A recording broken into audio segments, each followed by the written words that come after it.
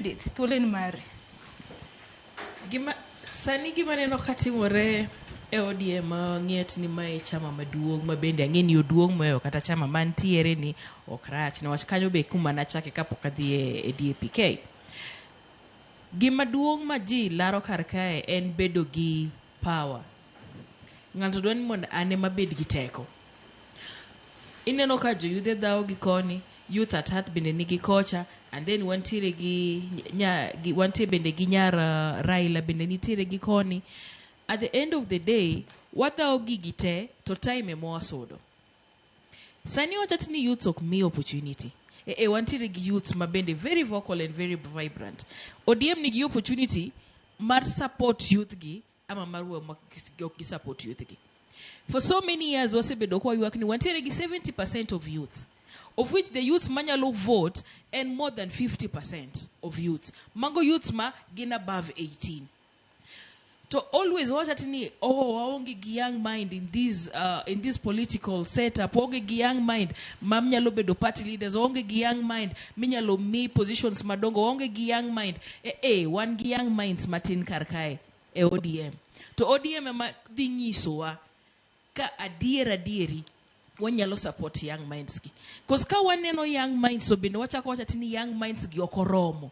Ere chieng' magi boromo. Iwacho ni young mind ni okoromo to in piny koni bende chaki duogi dhao ni onge youth mineno, onge youth mimi opportunity. Ino wuono kidwa miyo youth opportunity.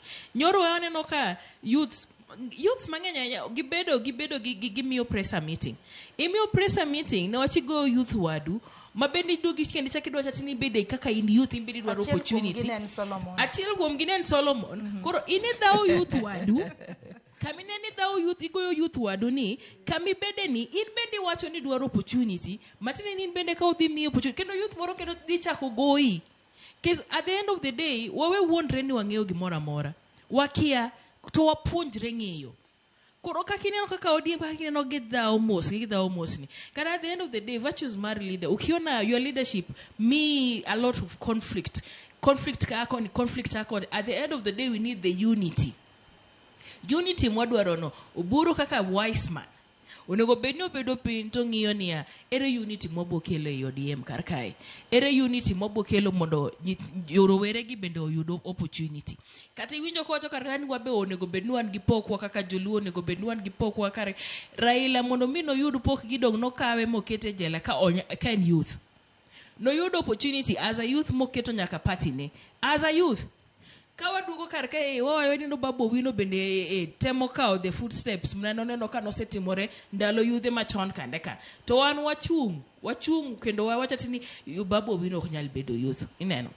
Babu Owino ok nyal bedo party leader, Babu Owino ok nyal bedo governor, odwaro gik mang'eny. At the end of the day ok nyal bedo party leader tionge gi source mar leadership on the other side. Matini ni konyalo bedo ni onyalo bedo governor Nairobi. Matini ni beno nyalo bedo kata gine party leader. Kukubi ugoya jo ODM. Ana wacha mana maewiya. To kino kwa dogo chako dogo wang'iyo kae. Wadwa ni mondo youth subi. No neno Gen Z kaka no neg mang'eny. Gen Z no nege ndara. Kasmuel en achiel kuom jok manane ringo ka puonjo katimo practice mar ringo e ndach Nairobi ka donjo koni to wuok koni to donjo gi kochacha. Ere kaka onyalo duogo to chako bedo piny to nyiso ati ni in ionge bara an antiere ndara. Value ne mar bedo ndara ok wane. Because at the end of the day negi yuak wadwaro young people in that front. Ene namba achiel kendo chako duogo bedo ogoyo Sifuna. Another young person. Ineno. Koro it's like we really don't know kama wan wadhiye. Waonge gi lony mar wiwa obedo bloated e gimoro achiel. Ne wacho wadwa ni mondo wadhaw gi ng'ani, wadwa ni mondo wang'e ni ng'ani ok nyal timo. At the end of the day gimanyalo nyiso youths mag ODM. Kata ok udwargi. Lakini useneno ber magitimo kuonde magitimo. Kwa chako kwano achiel kachiel neno dongruok mar Babu Owino setimo ka en MP. Gineno dongruok mar jok madongo gi mosetimo ka gin kuma gintiere no. Babu Owino setimo ng'enyne. Ndalo gi te wasebedo gi jogi ka ntiere politics. Ko bende ka gintiere parliament. Sony Sugar dong nolor. Cotton nuantiere godo dong South Nyanza dong nolor. Kwang'iyo kendo nam wan nitiere gi rech mamit nyowuoyo monge ng'ama nitiere gi rech mamit kaka wantiere gi rech mamit no company madhi process gine nikure jogi osebedo e sirkal ndalogi duto. Ero mbadi ngiso ati ni entiere finance. Aya ero intiere finance. Ang'o ma wayudo? Isebedo nyaka MP. Jogi osebedo karka for so many years. Kata kodwaro wisdom monego bedni gibedo godo. To jok moneno mosebedo karka maineno tindo gi mabed temoni. It takes so long for one to end up being in that position. Ma time ne mar bedo youth kalo eko bedo e position mineno intiere godo ni. So let us deal with the current situation. Okwabidok chento chatini youth marwa chope 35 alafu kiseng'e ni sichopo isekalo 35 wuogoko. Kata nayudo opportunity mondo miachak wuo kanyono 30s. Matine ni an koro sane dio chatini antiere youth, lakini youth, the bigger chunk of my youth no bedo denied. Ineno.